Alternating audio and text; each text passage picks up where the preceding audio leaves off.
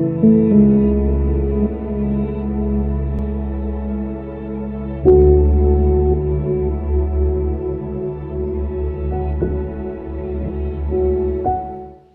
paz do Senhor, meu irmão, a paz do Senhor, minha irmã.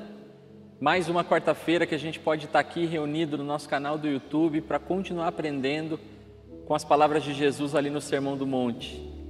Eu espero que essa sequência de aulas esteja sendo proveitosa para a sua vida, para a sua caminhada, e eu tenho certeza que essa aula vai ser muito proveitosa também para a sua vida e para a sua caminhada, para a minha vida e para a minha caminhada. Então que nós possamos focar nessa aula de hoje, pegar a nossa Bíblia, o nosso caderno, a nossa caneta e continuar aprendendo com as palavras de Jesus. Uma boa aula e nós voltamos no final. Graça e paz, amados. Vamos continuar com os nossos estudos no Sermão do Monte. Mateus capítulo 6, de 1 a 4, será hoje a nossa aula. Mateus capítulo 6, de 1 a 4. Guardai-vos de exercer a vossa justiça diante dos homens, com o fim de serdes vistos por ele. Doutra sorte, não terias galardão junto de vosso Pai Celeste. Quando, pois, deres esmola, não toques trombeta diante de ti, como fazem os hipócritas, nas sinagogas e nas ruas, para serem glorificados pelos homens. Em verdade vos digo, que eles já receberam a recompensa. Tu, porém, ao dares a esmola, ignore a tua mão esquerda o que faz a tua mão direita, para que a tua esmola fique em secreto, e teu Pai que vê em secreto te recompensará. Amados, como eu já falei nas aulas anteriores, o Sermão do Monte é dividido em sessões, são 7 sessões ou 7 partes. Nós já vimos até aqui 3 partes do Sermão do Monte. A primeira parte que trata do caráter do cristão, Mateus capítulo 5, do 3 ao 12, onde tem as bem-aventuranças. Ele vai tratar então do caráter do cristão, como é que o cristão deve ser. O cristão deve ser humilde, o cristão deve ser puro, o cristão deve chorar pelos seus pecados, deve ser manso, tem que ter fome e sede de justiça, tem que ser misericordioso e por aí vai. Então essa é a primeira parte, o caráter do cristão. A segunda parte, que vai dos versos 13 até o verso 20, ele vai tratar da influência do cristão, que é a segunda parte do Sermão do Monte, como deve ser a influência. Ou seja, já que vocês são assim, primeira parte, já que vocês têm este caráter, agora vocês devem agir assim. E ao agir assim, vocês vão influenciar o mundo. Por quê? Porque o cristianismo é a contracultura do mundo. É a contracultura cristã. É a contracultura cristã que se opõe à cultura do mundo. Assim, o cristão ele tem que ser o sal da terra e a luz do mundo. Ele tem que influenciar, assim como o sal influencia a carne, assim como o sal dá sabor à carne, assim também o cristão deve influenciar, deve dar sabor a este mundo. Ele deve impedir a putrefação desse mundo. É nossa obrigação. Então ele trata da influência do cristão, sal da terra e luz do mundo. Nós temos que ser a luz desse mundo de trevas. E aí entra a terceira parte do Sermão do Monte, que é a parte mais difícil, como eu já expliquei nas aulas anteriores, que vai tratar da justiça do cristão. A justiça do cristão ela tem que ser superior a todas as justiças. Então ele pega a justiça mais alta que havia na sua época, que era a própria justiça pregada entre os judeus, baseada na palavra de Deus, que era tida como a lei mais alta do mundo e de todos os povos do mundo. Jesus pega aquela interpretação que eles davam da lei que Deus tinha revelado, e diz: olha, está errado, esse padrão aí não é o padrão do cristão. Eu vou ensinar para vocês qual é o padrão do cristão, que já estava revelado no Antigo Testamento, já está na lei. Essa interpretação da lei que eles estão dando, essa justiça que eles estão pregando, está errada. Chegava a ser, inclusive, demoníaca. Tiago diz que a sabedoria do homem é satânica, é demoníaca. E aquela sabedoria acerca da justiça que eles tiravam da lei não era a interpretação correta, não era como Deus tinha dado a lei, não era o que Deus tinha ensinado. Então Jesus vem e ensina o padrão correto. E ao ensinar a lei, que era tida como mais alta em todos os povos, Jesus mostra que ela estava muito aquém da lei verdadeira que o cristão tem que ter, tem que saber, tem que pregar, tem que ensinar e, acima de tudo, tem que viver. Então ele usa 6 exemplos: do juramento, do homicídio, do adultério, do juramento, da vingança e do amor ao próximo. Então ele pega estes exemplos aqui e diz: olha, vocês ouviram o que foi dito. E ele cita o que ensinava na sua época, o que os professores, os teólogos, rabinos, fariseus, a alta classe sacerdotal de Israel, de teólogos, ensinavam: não é assim, não é assim. Para eles, o pecado muitas vezes era apenas o ato. Jesus disse: não, o cristão já começa com a lei, não é da letra, não é no papiro, não é numa tábua. A lei do cristão já começa na mente e no coração. Então ele mostrou a superioridade da justiça do cristão. A justiça do cristão excede, como ele falou, excede e muito a dos escribas e fariseus. Então é a parte mais difícil, que é a questão da justiça. Quando chegamos agora na parte que nós vamos estudar hoje, que é Mateus capítulo 6, observe que logo no versículo 1 ele diz: guardai-vos de exercer a vossa justiça diante dos homens. Aí você vai dizer: mas pastor, o senhor disse que vai tratar da quarta parte agora do Sermão do Monte? Essa quarta parte do Sermão do Monte vai tratar da piedade do cristão. Outros teólogos colocam, e eu até acho melhor colocar, ele vai tratar da religião do cristão. Embora ele comece falando: guardai-vos de exercer a vossa justiça diante dos homens, esta seção aqui, embora tenha a ver com justiça, não é a justiça que ele acabou de falar, não. É a justiça em termos de religião, em termos de relacionamento espiritual com Deus.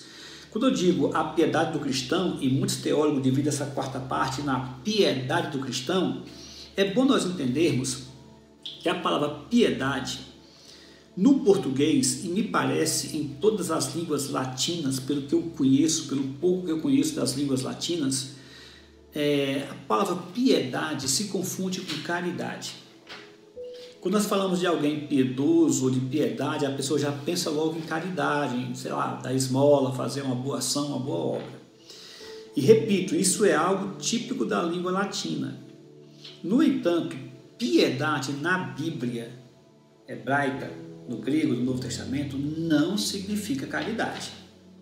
Uma pessoa piedosa na Bíblia não é uma pessoa necessariamente que faz caridade, não é isso. A palavra piedade na Bíblia tem mais a ver com vida cristã, vida religiosa. Por isso que alguns colocam a quarta parte como a religião do cristão.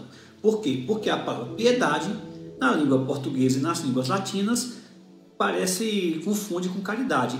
Tanto é verdade que até a palavra amor, muitas vezes nas nossas Bíblias, as Bíblias mais antigas, é traduzida como caridade.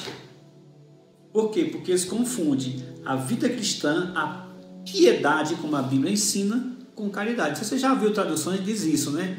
E o amor, com amor, a caridade, troca amor por caridade nas nossas traduções. Enfim, a quarta parte, então, vai tratar da religião do cristão, a piedade cristã no sentido de relacionamento com Deus. Então, embora ele comece com a palavra justiça, né? Guardai-vos de exercer a vossa justiça, e a palavra justiça aqui é a mesma de, por exemplo, Mateus capítulo 5, versículo 6, bem-aventurados que têm fome e sede de justiça, é a mesma palavra. Essa justiça agora no capítulo 6 vai ser diferente.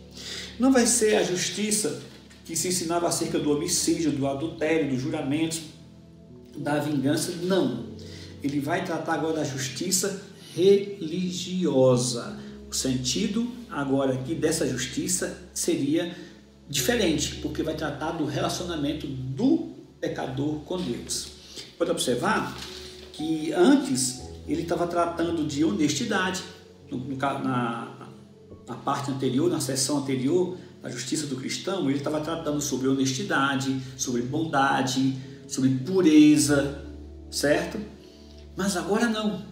Agora ele vai tratar de 3 outras coisas: esmolas, oração e jejum. Esmolas, oração e jejum. Então eu repito, se antes ele tratou de bondade, de honestidade, de pureza, agora essa justiça vai estar relacionada com esmolas, orações e jejuns, ou seja, é uma justiça religiosa. Por quê? Presta atenção aqui, isso aqui é importantíssimo. Para Jesus Cristo, a justiça tem 2 dimensões. Para Jesus Cristo, para o cristianismo, para a palavra de Deus, a justiça tem 2 dimensões, a moral e a religiosa. E é por isso que nós temos tribunais horrorosos, é por isso que nós temos um curso de advocacia no Brasil horroroso, é por isso que nós temos um Supremo Tribunal que é uma vergonha, por isso que nós temos juízes, promotores, advogados e tudo que diz respeito à justiça nesse país e em muitos países, para ser sincero, no mundo de uma maneira geral, que são verdadeiras aberrações em termos de justiça. Alguns países ainda têm alguma coisinha melhor porque tiveram um fundo cristão protestante, então eles ainda têm alguma coisa boa, mas no geral a justiça à luz do mundo é uma vergonha. Por quê? Porque eles não levam em conta que a justiça tem 2 dimensões, a moral e a espiritual ou a religiosa, como queira.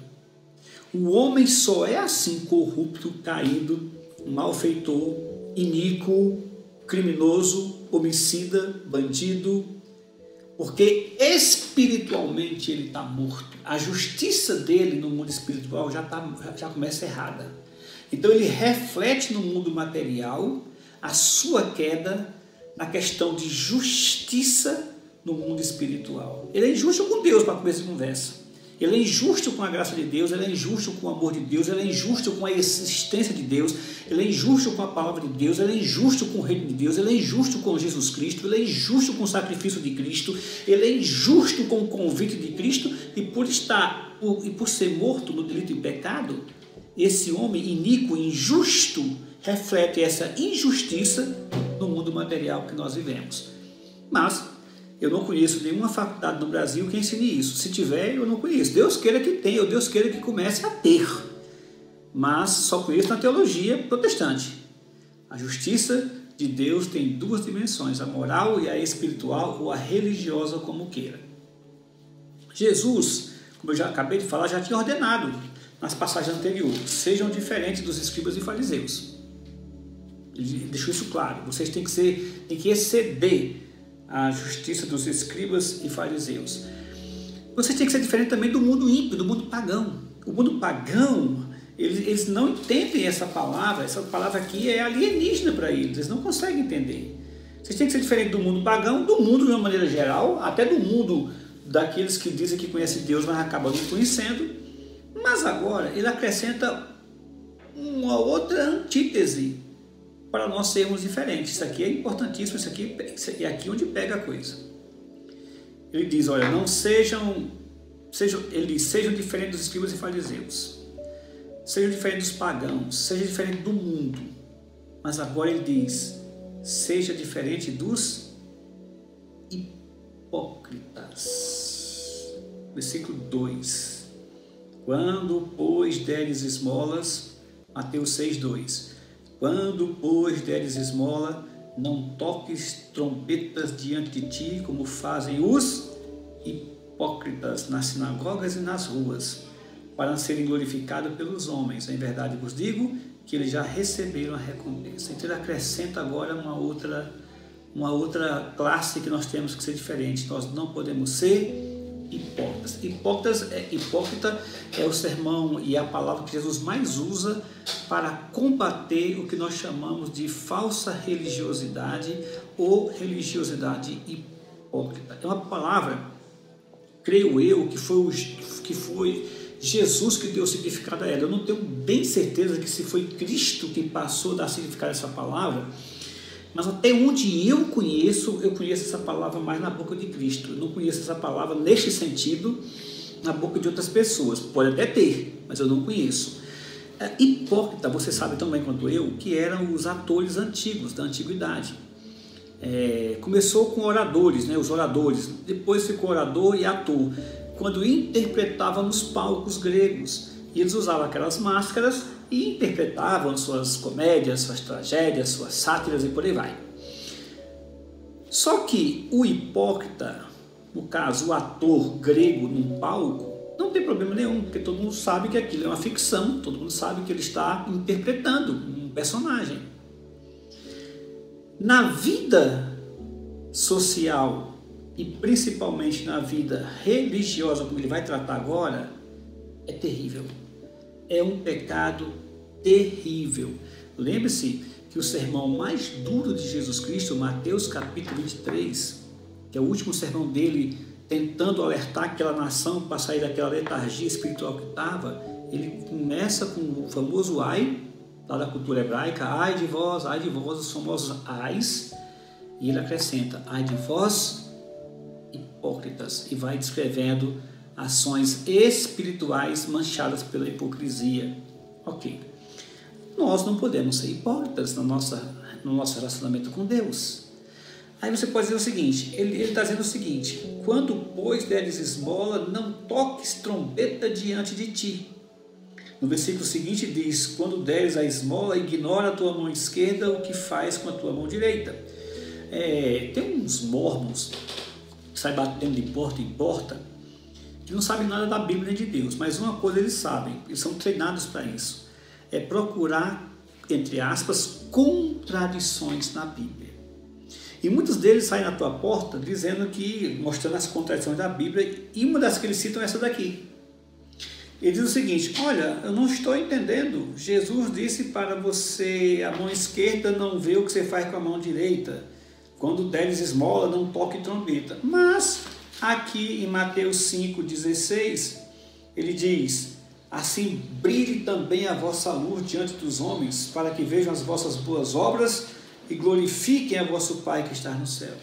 Aqui ele manda que você brilhe, que não se pode esconder uma candeia debaixo de um alqueire, debaixo de uma cama, uma lâmpada debaixo de uma cama, debaixo de um tipo de uma mesa. Você não pode esconder uma lâmpada, tem que colocar lá em cima para brilhar. Assim brilha a vossa luz. Aí chega aqui e ele diz, olha, quando fizer as coisas, não toque trombeta, não chama atenção, que a mão esquerda não veja que está a direita. É uma discrepância? É uma contradição, como dizem os mormons? Não, não é uma discrepância e não é uma contradição. E eu vou te explicar por que não tem discrepância e não tem contradição. Mas, por isso que é importante estudar a Bíblia. Olha como é importante estudar a Bíblia, conhecer o contexto das coisas. Em Mateus 5,16, o problema é covardia, é comodismo, é preguiça, essas coisas. Ele está dizendo assim, olha, vocês são o sal da terra, luz do mundo, vocês têm que influenciar esse mundo. Você não pode ir para um morro, numa casinha branca, e viver lá naquele pé da serra, naquela casinha branca, vida cristã, isolado do mundo, fugindo do mundo. Não. Na Idade Média, os monges fizeram isso com seus mosteiros. Fugiram da sociedade, fugiram da corrupção do mundo, achando que cercado dentro de um mosteiro estariam protegidos e estavam fazendo a coisa certa. E foi terrível para a humanidade. Por quê? Porque perdeu a luz do mundo, perdeu o sal da terra. Muito das produções feitas nos mosteiros se perderam. Muitos livros bons, muitas coisas boas, inclusive avanços na medicina que teve na época, tudo se perdeu. Por quê? Porque eles não levaram para influenciar as pessoas do mundo como Jesus Cristo tinha ensinado. Então, os mosteiros, a Idade Média, a época medieval, os homens esconderam a sua luz. E ao esconder a luz, tornou trevas para fora. Por isso que é chamado de Idade das Trevas até hoje, né? A Idade Média é chamada de Idade das Trevas. Foi trevas para fora e pouco a pouco foi trevas para dentro dos próprios mosteiros. Então o problema aqui em Mateus 5,16 seria a questão da covardia, de você querer fugir, de você ser acomodado, de você não brilhar, de você não fazer influência no mundo. Já em Mateus capítulo 6 é o contrário, é o outro extremo.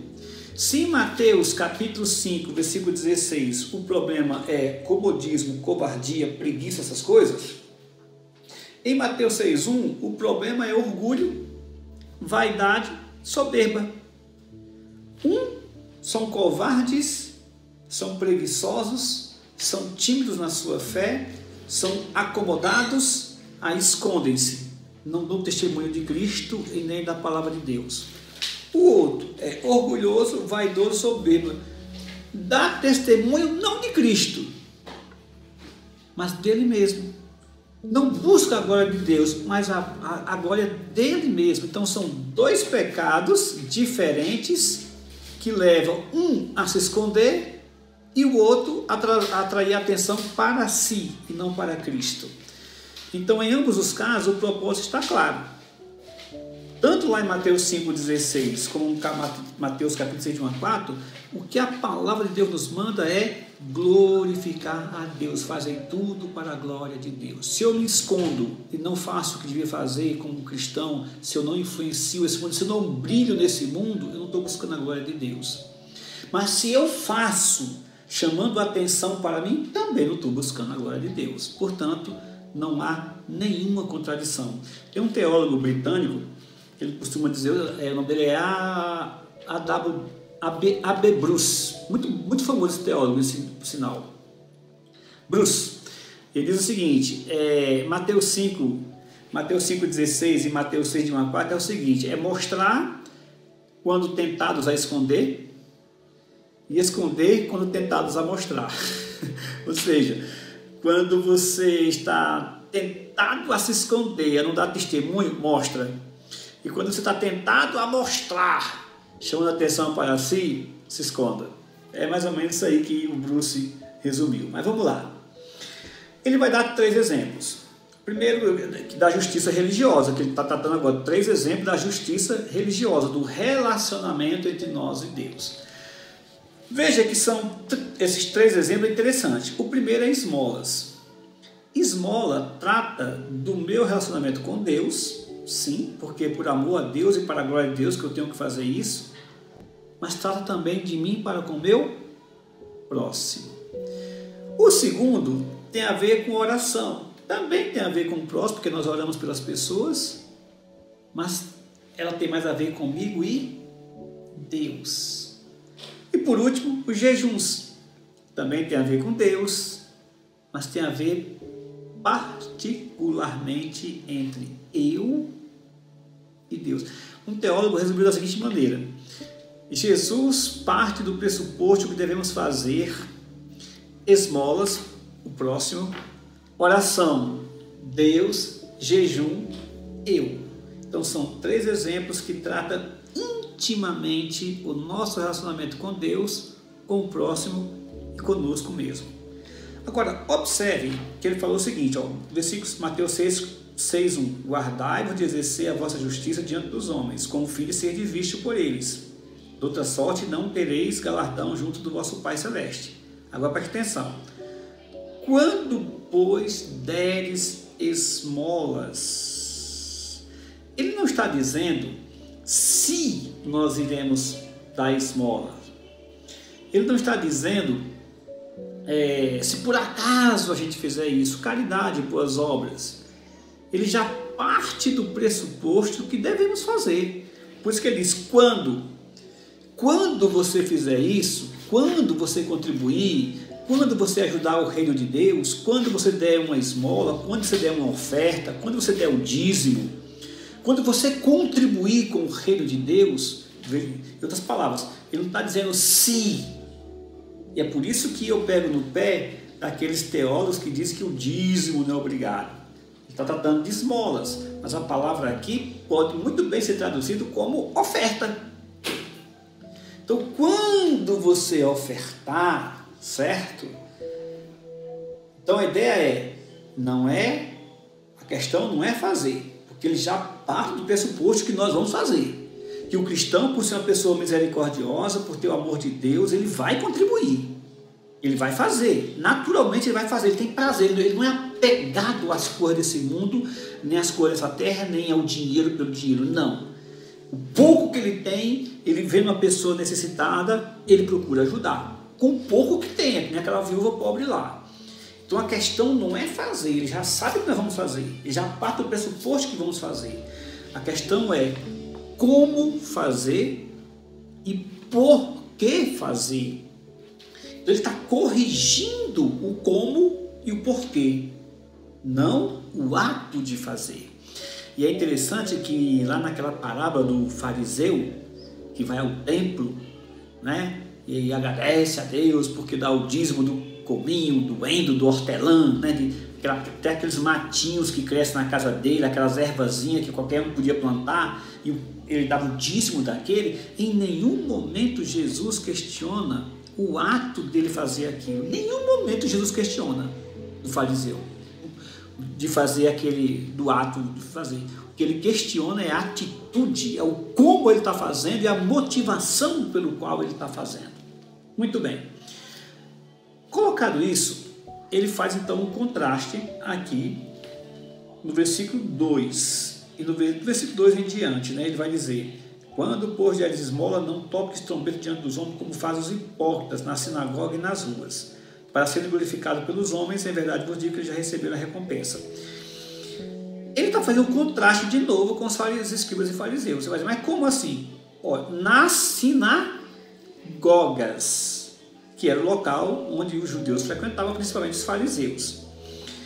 João Calvino, comentando essa passagem, ele disse que o contraste aqui em primeiro lugar, é como o fariseu que fazia isso, mas é um contraste com toda a hipocrisia religiosa, com o hipócrita religioso. Então não é só para aquele tempo, é para toda a época em que um cristão, isso vale até para o cristão, estiver tendo uma atitude religiosa, mas uma religiosidade hipócrita. Então, o contraste não acontece só aqui, acontece em todo o Evangelho de Jesus Cristo. Eu vou dar 2 exemplos para você. Por exemplo, João 5,44. Evangelho de João, capítulo 5, versículo 44. João 5,44. Como podeis crer, vós os que aceitais glórias uns dos outros, e contudo não procurais a glória que vem do Deus único? É isso que ele está dizendo. Olha, mas como é que vocês vão reconhecer que eu sou Deus? Como é que vocês vão me seguir se vocês vivem buscando a glória uns dos outros? Aqui mesmo em João, para não ir tão longe assim, João 12,43. Evangelho de João, capítulo 12, versículo 43. Porque amaram mais a glória dos homens do que a glória de Deus. Então esse contraste em fazer para buscar a sua glória é algo que Cristo bate de ponta a ponta no Evangelho e em todo o seu ministério terreno que ele teve.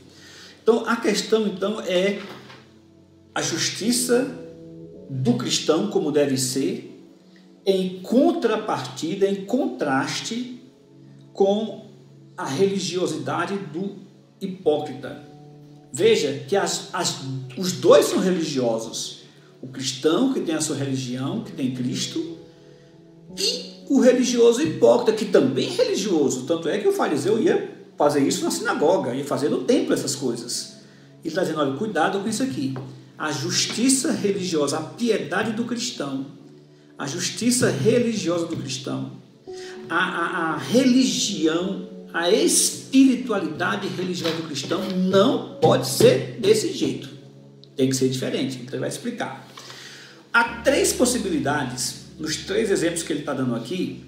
Vamos ver hoje só o primeiro, que é das esmolas, mas nos 3 exemplos há a tentação, principalmente nesse primeiro exemplo, da esmola. Quando nós damos uma esmola, quando nós fazemos uma caridade, há 3 possibilidades embutidas nesse ato. 1. Eu faço para parecer para ganhar o louvor dos homens. Olha como ele é caridoso, olha como é isso. Então eu posso fazer para ganhar o louvor dos homens. Segundo, eu posso fazer para eu mesmo me louvar, eu mesmo me achar extremamente bondoso. E a terceira, eu posso fazer isso para o louvor de Deus. As duas primeiras ele vai combater. Fazer para receber o louvor dos homens, fazer para eu mesmo me sentir bem, como se fala tanto na televisão e nos conselhos psicológicos modernos. Não, você tem que se sentir bem. Faça isso para se sentir bem. Ou eu posso fazer para a glória de Deus. Eu acho engraçado, eu nem assisto, mas eu já tenho tanta raiva, mas aqui e acolá acaba estando no lugar e passa essas coisas. Quando pega essas chamadas celebridades que vão fazer alguma ação social. Vou pegar um exemplo aqui, Ronaldo Fenômeno. Eu me lembro que chega no Natal, o Ronaldo saía com a Globo para dar presentes em algum orfanato de criança. Isso não acontece o tempo todo, tal. Lá vai televisão na frente, filmando o Ronaldo no carro, Papai Noel está atrasado e Ronaldo Fenômeno chegava. E sempre tem uma criança que está um pouco afastado e a televisão a câmera já filma o Ronaldo Fenômeno, aí vai lá na criança sempre, porque a creche cheia de crianças, já fica aquele corre-corre e geralmente fica uma criança separada mesmo, tem criança que fica dispersa. Aí já sabe que tem isso, então filma ele indo lá na criança desperta, como se fosse um ato de caridade, de generosidade, sabe, uma coisa louvável. Isso é padrão. Eu nem assisto mais essas reportagens, que quando começa a reportagem eu já sei que vai ter sempre tem uma criança isolada que alguém vai lá dar atenção. No caso, a celebridade em questão. Tudo baboseira. Justiça dos homens. Religiosidade hipócrita. Religiosidade humana para buscar a sua glória. Cristo está dizendo, olha, fuja disso. O cristão não é assim.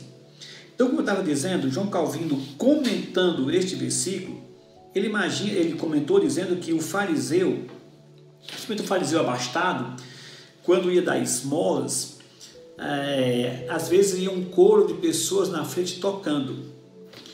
Esses flautistas que iam tocando com suas trombetas, né? Esses trombeteiros iam tocando, os fariseus diziam que era para alertar os pobres, de que aquele dia ele tinha tirado para dar esmolas para os pobres. Então tocava a trombeta e os pobres viam para ele poder dar a oferta. Mas João Calvino acrescenta que era papo furado. Eles faziam aquilo para chamar atenção para si, já que a posição de fariseu tinha também conotações cíveis, tinha lei civil que eles administravam e tinha conotações também políticas. Então a ideia era quanto mais popular, melhor, como acontece hoje, a mesma coisa que eu acabei de dar o exemplo de Ronaldo, sabe? Que esses caras vão fazer ação social. Olha, irmão, deixa eu falar uma coisa para você, o diabo adora ação social. O diabo não é contra a ação social. O diabo é contra você glorificar a Deus. O Araqueto, com toda aquela sua macumba, tem ação social. O Olodum, com toda aquela imoralidade, aquele paganismo, aquela macumba toda, tem ação social. Esses ateus, espíritas, todos têm ação social. O diabo não tem problema com a ação social. Ele tem problema se a ação social glorificar a Deus. Aí ele tem problema. Em resumo, ele não tem problema com a ação social, ele tem problema com a glória de Deus. Entendeu? Então, os fariseus faziam a mesma coisa. Tocava trombeta quando ele dá esmola, quando ia ao templo. Então, Jesus diz o seguinte, olha, como é que vai ser a espiritualidade de vocês, como é que vai ser a vida, a religião cristã? Em primeiro lugar, ele diz, olha, cuidado. É possível transformar um ato de misericórdia em um ato de vaidade. Por isso que o orgulho é de fato um pecado terrível. O orgulho, a vaidade, que é a mesma coisa, sinônimos, é o pecado da metamorfose, ela se transforma em qualquer coisa, né? O orgulho pode pegar um ato de misericórdia e transformar num ato de vaidade. Era o que eles faziam. Uma coisa que era boa, ajudar as pessoas, eles transformavam numa coisa vil, para serem glorificado, para serem vistos pelos homens. Ele até usa a expressão, olha, diante de ti, como faz os hipócritas nas sinagogas, nas ruas, para serem glorificados pelos homens. E glorificado é uma palavra que só deve ser usada para Deus, para Cristo, para o Espírito Santo. Glorificado pelos homens. Em verdade vos digo que eles já receberam a recompensa. Ou seja, eles transformavam o altruísmo desalojado, ou seja, o altruísmo que é desejado, que deve ser feito mesmo, você ser altruísta, você ajudar as pessoas mesmo voluntariamente. Eles transformavam o altruísmo desalojado em um egoísmo deformado. Essa frase não é minha, é do John Stott, eu vou repetir. A pessoa transforma o altruísmo, ajuda voluntária, o altruísmo desalojado, transformaram num egoísmo deformado. E Cristo diz, já recebeu a recompensa. Em outras palavras, Deus está dizendo para essas pessoas, eu não te devo nada. Nenhuma recompensa eu te não devo nada a você. Por que você queria? Você queria ser chamado, você chamar a atenção? Chamou? Chamou. Você queria ser glorificado pelos homens? Você foi glorificado pelos homens? Foi. Pronto. O que você queria, você ganhou. Causa e efeito. A recompensa pelo seu ato, você já recebeu. A glória dos homens. Você está sendo louvado e glorificado pelos homens. Deus, ele poderia dizer, eu, Deus, não te devo nada. Nada. Você já recebeu a sua recompensa pelo seu ato. Ou seja, Deus é testemunha da religiosidade hipócrita, como Deus é a testemunha da religiosidade cristã. Temos que nos contentar com Deus como testemunha, porque de um lado ou de outro, a testemunha do ato é o próprio Deus. Por isso, quando as pessoas chegarem diante de Deus, dizem, Senhor, Senhor, aquela passagem que a gente vai dizer, nós fizemos isso, nós fizemos obras, nós pregamos, nós expulsamos demônios, nós fizemos isso, nós fizemos aquilo. Ele vai dizer, não lhe conheço. Apartai-vos de mim. Por quê? Porque você fez tudo aquilo, não estou dizendo que você não fez, você fez. Se você vai lembrar, há uns 4, 5 anos atrás, quem está na igreja há mais tempo, na CIEB, por exemplo, vai lembrar que o pastor Wagner, da IEB, pregou uma mensagem exatamente nesse tempo aqui, em que as pessoas, Senhor, nós fizemos isso, nós fizemos aquilo, e ele vai dizer, não, você fez mesmo, não estou dizendo que você não fez, não, fez, vocês realmente fizeram, não estou dizendo que não fez, estou dizendo que o modo como vocês fizeram foi errado, não lhe devo nada, não lhe conheço. Vocês fizeram sim, fizeram para você, para a sua glória. Então o que você está querendo? Então é nesse sentido que naquela passagem lá ele diz, apartai-vos, que eu nunca vos conheci, é porque eles não fizeram buscando intimidade com Deus, porque conhecimento na Bíblia tem a ver com intimidade. Vocês nunca tiveram intimidade comigo. Eu nunca fui íntimo de vocês, nem na religiosidade de vocês, nem na expressão religiosa de vocês. Tudo bem, colocado isso, vamos então fechar o nosso estudo.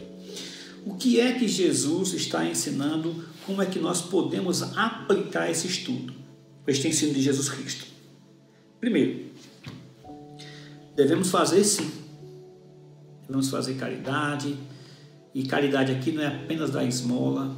Caridade aqui não é dar dinheiro, simplesmente dar dinheiro para a pessoa que está precisando. Não é isso. Por exemplo, como eu falei na pregação passada, nós descemos lá na frente aqui do prédio para ajudar uma senhora que estava chorando lá embaixo. Estava até um pouco frio, chorando lá e tal, um pensamento suicida, querendo se matar, desesperada da vida, tinha perdido o gosto da vida, e nós gastamos horas com essa mulher lá embaixo, horas. Isso é um ato de caridade. Então não é só dar dinheiro, é você investir na vida, é você aconselhar, é você orar, é você participar, é você se colocar ao lado. Tudo isso que nós fizermos na nossa vida cristã, preste atenção, a motivação deve ser somente o amor benigno que deve inundar o nosso coração. Nós vamos fazer, nós vamos ajudar porque amamos a Deus, porque Deus nos amou primeiro. E devemos fazer isso simplesmente por sentir a bênção de amar como Cristo nos ensinou a amar. A única recompensa que nós vamos querer, e é a única recompensa que o amor exige, é ver o bem feito, é ver a bondade feita no mundo, é o bem, é o alívio produzido ao necessitado. É para dizer, puxa, muito obrigado, me ajudou bastante, você me ajudou, muito obrigado. A nossa recompensa é ver a pessoa aliviada, a nossa recompensa é ver a pessoa feliz, a nossa recompensa é ver que o nome de Cristo foi glorificado. É isso que está dizendo. Não toque trombeta. Versículo 3, ao dares a esmola, ignore a tua mão esquerda o que faz a tua mão direita, para que a tua esmola fique em secreto, e teu Pai que vê em secreto te recompensará. Deus é a testemunha, e é o juiz, e é o galardoador. Então a única recompensa que nós podemos fazer é a glória de Deus. Eu me lembro de um amigo que me ajudou muito no passado, há uns 18 anos atrás. Me ajudou muito, eu não tinha nem como fazer. Eu cheguei a ver para esse cara, não tenho como pagar o que tu faz por mim. Eu me lembro que ele olhou para mim e disse, tem, faça tudo para a glória de Deus. Este é o preço. Nunca esqueci isso, faça tudo para a glória. Eu me lembro que eu precisava de um carro para fazer uma viagem com os jovens, com a igreja, nós íamos lá para o sertão fazer tipo um acampamento para pregar também nas vilas pela redondeza, e esse meu amigo arranjou um carro, colocou o óleo, dirigiu o que ele dirigia, sabe? E o sacrifício danado, a viagem cansativa, longa, danado, embaixo de chuva. E aí eu cheguei para ele, pai, não sei como te pagar, o que você faz, sabe? Faça tudo para a glória de Deus. Quando o nu é vestido, quando o faminto é alimentado, quando o doente é curado, quando o perdido é salvo, o amor que provocou tudo isso, que provocou esta dádiva, fica satisfeito. Quando você faz para a glória de Deus, que a pessoa sai, olha, muito obrigado. Obrigado porque você é uma pessoa de Deus, você é um homem de Deus. Obrigado porque Deus existe. Obrigado porque o seu Deus moveu o seu coração para vir até aqui. Olha, eu vou te falar aqui uma coisa. É uma bênção. O amor, como diz John Stott, fica satisfeito só em fazer o bem, só em imitar Jesus Cristo. Eu lembro de uma história real, viu? Uma história verdadeira, só que eu esqueci o nome do cara agora. Mas está no livro aqui, eu até li antes de ontem, mas agora não consigo lembrar o nome da pessoa. Mas a história é verdadeira. Na Segunda Guerra Mundial, um soldado alemão dizimou uma família de judeus, soldado. E a menina conseguiu fugir. Acho que a irmã mais velha, se não me engano, e o irmão mais novo conseguiram fugir. Mas na fuga, o mais novo acabou ficando para trás e o soldado acabou também acertando, alvejando ele e matando. E a irmã mais velha viu. Mas ela conseguiu fugir, conseguiu ir para o meio do mato e fugiu. Era uma cidade, era uma fazenda, tal. Depois ela se alistou no exército da resistência francesa. Ela se alistou porque os franceses continuaram resistindo, espalharam, né? Depois se uniram com a Inglaterra, com os aliados e tudo mais. E ela se alistou como enfermeira para ajudar nos hospitais de campanha de guerra. No final da guerra, os alemães foram capturados. Aliás, o Brasil tem uma grande participação nisso, né? Quando venceu, quando prendeu, quando derrotou a 138ª Companhia Alemã, com generais graduados, com tudo, e os nossos brasileiros, né? a nossa FEB, né? Foi a FEB que, inclusive, que não só derrotou, como recebeu todos os rendidos. É porque a televisão não fala, no Brasil ninguém valoriza a história, só fala de comunismo, essa coisa toda, mas os nossos heróis, os verdadeiros heróis brasileiros fizeram isso. E na derrota alemã, muitos soldados alemães feridos foram tratados pela Cruz Vermelha, tratados pelos médicos dos próprios países que eles invadiram, que eles machucaram, que eles mataram. E este soldado, que eu não consigo lembrar agora o nome dele, nem consigo lembrar o nome da enfermeira, mas outro dia eu falo para vocês, caiu ferido e foi levado para um hospital de campanha. Quando chegou lá, quem tratou dele foi a enfermeira que ele tinha matado o pai, a mãe, os irmãos, e inclusive o irmão mais jovem na fuga. Ela reconheceu ele. Ele reconheceu ela. Ela conta no seu testemunho que era difícil a luta interior, sabe? A carne lutando contra o espírito era difícil, mas mesmo assim ela cuidou. E ele perguntou para ela por que ela estava cuidando dele, por que ela não deixava ele ali, não abandonava ele. E ela disse: olha, merecer você merece, mas eu sou cristã e o meu Deus me manda amar o inimigo, me manda cuidar daquele que fere, me manda perdoar, me manda ser misericordioso, me manda fazer com a mão esquerda, sem que a mão direita, fazer com a mão direita sem que a mão esquerda veja. Então ela fez aquilo para a glória de Deus. Essa história é bem famosa, viu? Se eu lembrar depois o nome dos personagens, eu falo para vocês. A única recompensa que o amor exige é ver o bem feito, o alívio produzido ao necessitado. Quando o nu é vestido, quando o faminto é alimentado, quando o doente é curado, quando o perdido é salvo, no caso desse soldado, o amor que provocou a dádiva fica satisfeito. Este amor traz consigo as suas próprias alegrias, alegrias secretas, e não espera outras recompensas, a não ser a alegria de ter glorificado o nome do Senhor Jesus Cristo. Esse é o primeiro exemplo da religiosidade do cristão, da justiça religiosa do cristão.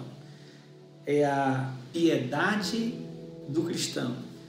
Tudo que nós fizermos, quer comais, quer bebais, faça para a glória de Deus. Coloque no seu coração: vou fazer para que o meu Deus seja glorificado. Vou fazer porque o meu Deus me manda fazer.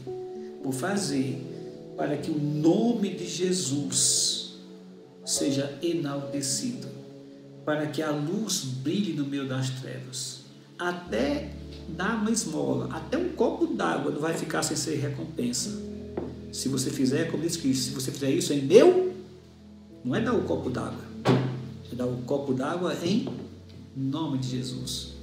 Depois que você faz isso, muito obrigado pelo copo d'água. De nada, meu irmão, glória a Deus por isso, amém.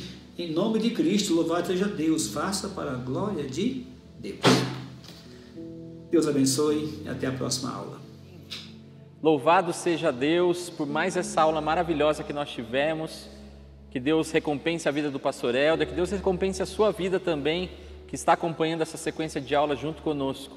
Que eu e você possamos praticar aquilo que nós temos aprendido no nosso dia a dia, na nossa caminhada, no nosso relacionamento com as pessoas ao nosso redor. Eu quero te incentivar a continuar acompanhando as nossas redes sociais, onde você vai poder ver toda a nossa agenda, a nossa programação. Lembrando também os irmãos que nós agora nesse final de ano temos algumas datas especiais que vão acontecer aqui na nossa comunidade.